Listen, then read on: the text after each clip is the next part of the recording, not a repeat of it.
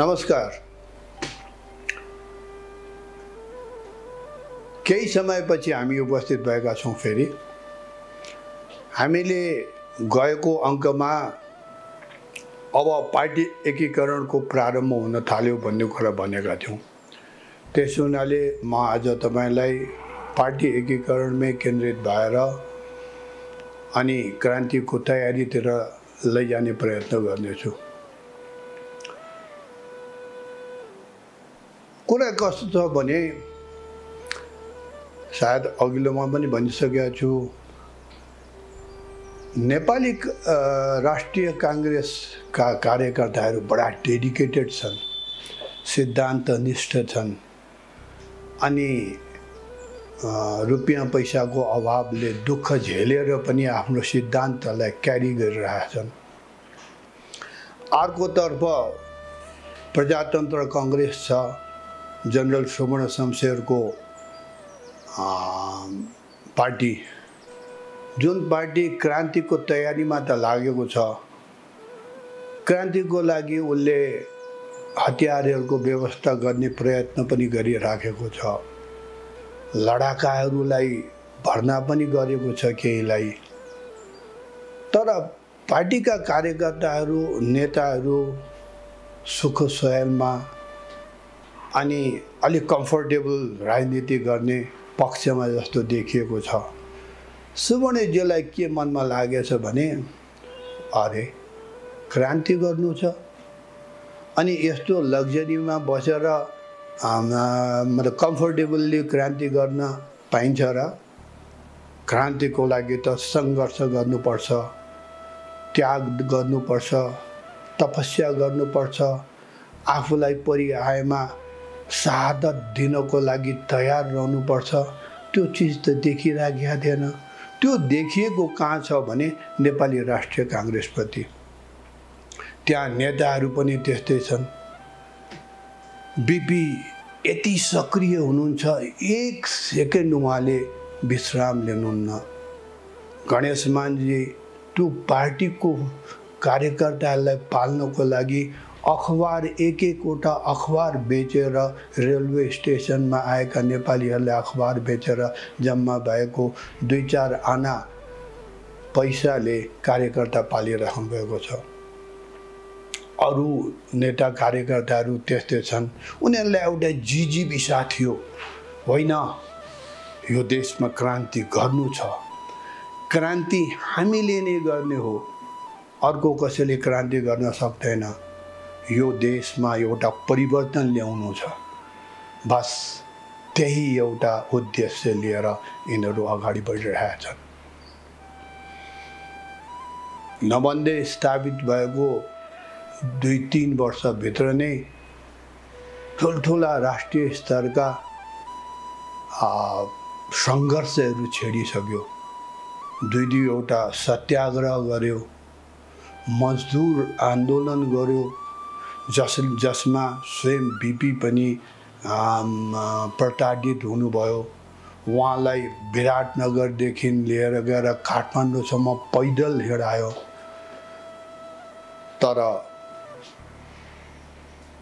उहाँलाई त्यो अवधि हप्ता 10 दिन 15 दिन जति लागेको थियो, त्यो अवधिले उहाँले आफ्नो देशमा सङ्गठन गर्ने काममा त्यो यात्रालाई प्रयोग गर्नुभयो। र कयौं नेपालीहरू कांग्रेसको अभियानमा लाग्ने अठोट गरे।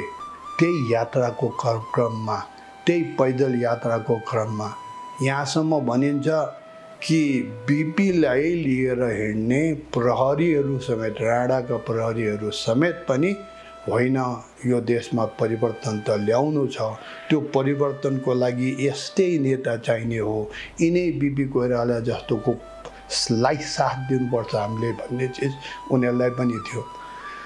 बीपीलाई पनि समय भाइ गर्नु थियो। एउटा बडा राम्रो कुरा उहाँले गर्नुभएको छ। बाटोमा हिँड्ने कसैलाई सोध्नु भएको छ, कति दिन लाग्ला काठमाडौँ पुग्न? अनि तिनले भनेछन् तपाईहरु चाँडो चाँडो जानुभयो भने 7 दिनमा पुग्नुहुन्छ, ढिलो गर्नुभयो भने 5 दिनमा पुगिन्छ भनेर बडा रमाइलो एउटा विनोदपूर्ण चाहिँ जवाफले बिपीलाई के लाग्यो भने किन चाँडो पुग्ने, मैले त यहाँ प्रत्येक नेपालीसँग सम्पर्कमा जानु छ यो बाटोमा, त्यसमा सबैले सम्पर्क गर्दै गर्दै जानुभयो, संगठन बन्यो। त्यसरी संगठन एकातिर राष्ट्रिय कांग्रेसले गरिरहेछ, अर्कोतिर प्रजातान्त्रिक कांग्रेसले गरेको नदेखेपछि सुमन शमशेरलाई मनमा लागेछ, होइन मसँग धनको बल छ, बीपी कोइरालाको पार्टीसँग जनको बल छ, कार्यकर्ता छन्, नेता छन्, संसारभरि एक्सपोजर छ, हिन्दुस्तानमा 1 से 1 नेताहरू छन्, तलदेखि माथिसम्मका सबै नेताहरूसँग बीपी को सम्पर्क छ। त्यस हुनाले यो पार्टीसँग मिलेर गर्न सकियो भने प्रजातन्त्र चाँडोभन्दा चाँडो नेपालमा स्थापना गर्न सकिन्छ। त्यसै हुनाले उहाँले यो सोचलाई मेटेरियलाइज गर्नको लागि एउटा प्रस्ताव पठाउनु भयो कांग्रेसलाई। अनि कांग्रेसलाई पनि के खोज्छस् कानो आँखो भने जस्तो कार्यकर्ता त कांग्रेस छँदै थिए, उहाँसँग नभएको कांग्रेससँग नभएको के थियो भने पैसा थिएन एउटा। अब पैसाको कुबेरले नै जब अफर गरिरहेछन् म तिमीसँग मिल्न चाहन्छु, किन छोड्नु। फेरि सुमनजीलाई जसले चिनेको छ उसलाई थाहा छ सुमनजी प्रतिबद्ध पनि हुनुहुन्छ, उहाँ पैसावाल मात्रै भएर राजनीति गर्नुभयो होइन, उहाँमा भित्र डिटर्मिनेसन छ, यहाँ परिवर्तन ल्याउनु छ। उहाँ भित्रबाट उहाँको कन्भिक्सनले के भन्छ भने यो देशलाई प्रजातन्त्र नदिलाई, यो देशका जनतालाई रैतीबाट नागरिक बनाउन सकिँदैन भन्ने भित्री उहाँको मनसाय थियो र बीपी को गणेश मानजीको मनसासँग उहाँको मनसाय मिलेको कारणले अब पार्टी एकीकरणको कुरामा दुवैतिरबाट राजी भयो। 2006 साल सायद 26 गते चैत्रको 26 अथवा 27 गते को दिन दुईटै पार्टीले महाधिवेशन गर्ने भए, संयुक्त महाधिवेशन। त्यो संयुक्त महाधिवेशनमा हुने के भयो भनेदेखि नयाँ पार्टी गठन गर्ने, त्यो पार्टीको नाम नयाँ राख्ने, त्यो पार्टीको कार्यसमिति नयाँ बनाउने, त्यो पार्टीको झण्डा तय गर्ने र त्यस अनुसार अगाडि बढ्नको लागि आवश्यक रणनीतिहरू तयार गर्ने अधिवेशनमा निर्णय लिने भयो। त्यो अनुसार चैत्र 27 गते महावीर शमशेर जो सुमन शमशेरका भाइ हुनुहुन्थ्यो, उहाँ भारतमा कलकत्तामा ठुलो व्यापार गर्नुहुन्थ्यो, उहाँको आफ्नो एयरलाइन्सहरू थियो, उहाँका सिनेमा हलहरू थिए, उहाँले चियाको व्यापार के अनेकौं व्यापारहरू गर्नुहुन्थ्यो।